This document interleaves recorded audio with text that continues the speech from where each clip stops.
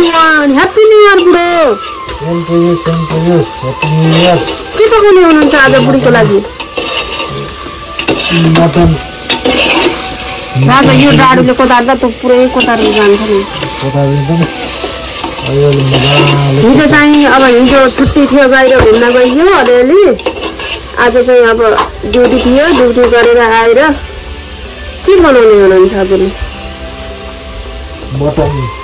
खै देखाउनु त कस्तो बनाउ मटन मटन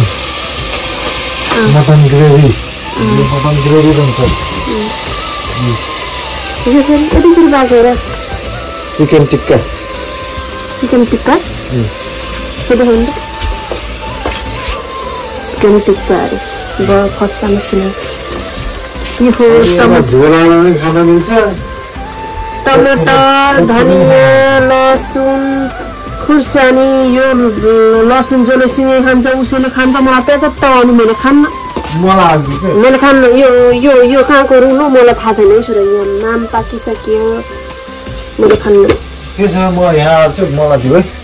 भातमा पकाउनु हुन्छ ल रसो खाने मान्छेले के चलाउनु लसुन हाल्नु होला कि मिठो हुन्छ अरे लसुन नहाल्नु तिमी अनि खान्न भन्छ त के अन्त दुई बढाएर हल्का कुटेर नकुटेर हुन्छ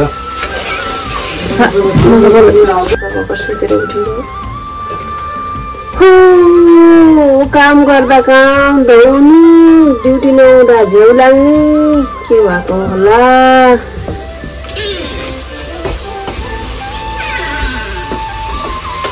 मटन उसको आज ग्रेभी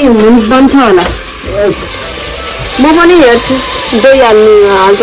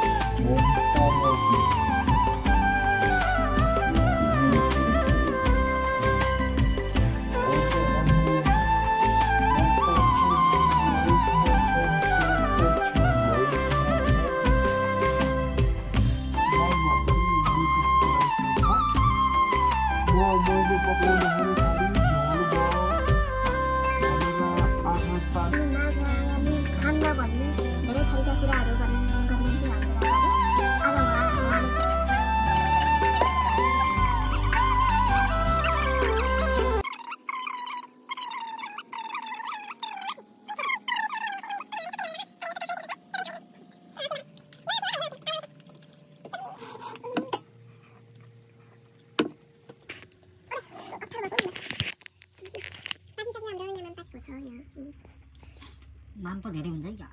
ओके धेरै पकाए जस्तो यही धेरै भयो जस्तो भइसक्यो माम त खै खाइन्छ कि खाइन्न होला लाग्यो छ त राजा टाठो अहिले चाहिँ यस्तो घाम लागेछ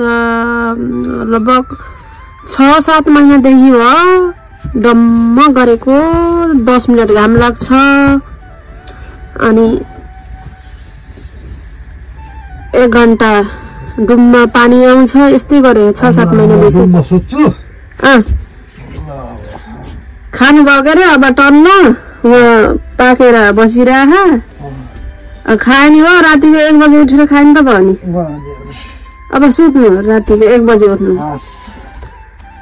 Ciao, obrigado.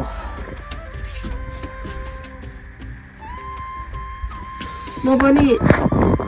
हजुर अब के गर्नुहुन्छ त अब म लाइफमा जान्छु हजुर नि सुत्नु अब नसुत्ने मलाई बिजा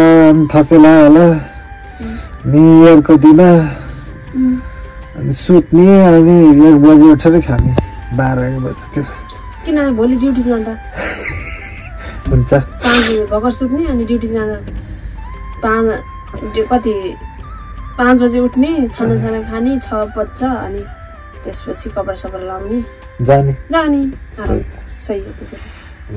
भेरी गुड अहिले फेरि हाम्रो यो अलिकति अझै बाँकी छ हामी मटन ग्रेभी कस्तो बनेको छ हजुरलाई देखाउने नै छौँ मटन ग्रेभी अनि त्यसै गरी राइस सादा राइस छ म त्यस्तो राइस भेराइटी राइस बनाएको छैन आज सादा राइस छ धेरै के भेराइटी खाने तेलमा तारेको भनेर सादा बनाएको छु सही हो ल अब फेरि जोइन हुनेछ फेरि यसमा भिडियो फेरि जोइन गरेर हामीले हाल्नेछौँ त्यो है त मटन ग्रेभी हाम्रो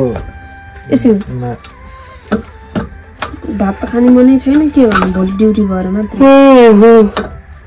के भयो निद्रा लाग्यो मलाई त झप्प निल लागेको थियो तिमीले बिगाइहाल्यो ओहो मैले नै झन् तपाईँ त मोबाइल हेरेर त कहिले जिन्दगीमा होइन अहिलेको कुरो गरेको नि तिमी कुन मान्छे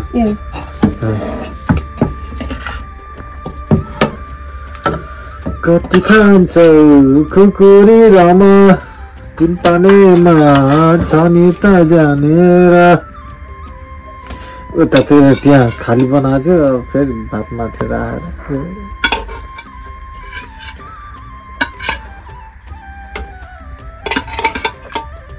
मैले हड्डी खान्छु तपाईँले मासु खानु है मलाई नि हड्डी देऊ न एउटा ठुलो हड्डी छ नि त्यहाँ गइसके कहाँ त्यस्तो हुन्छ त्यस्तो नगर मासु खाने मान्छेले त्यस्तो गर्नु हुँदैन ल यही हो आजको खाम न अब कस्तो छ भेराइटी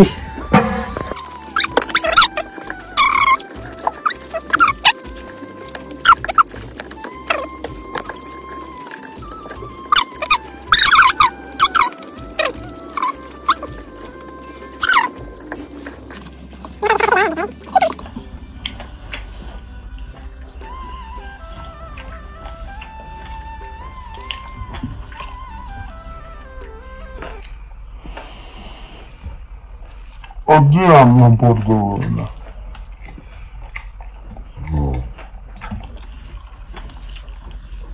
अझै 3 सिटी हानेर फताफुती हुन्थ्यो है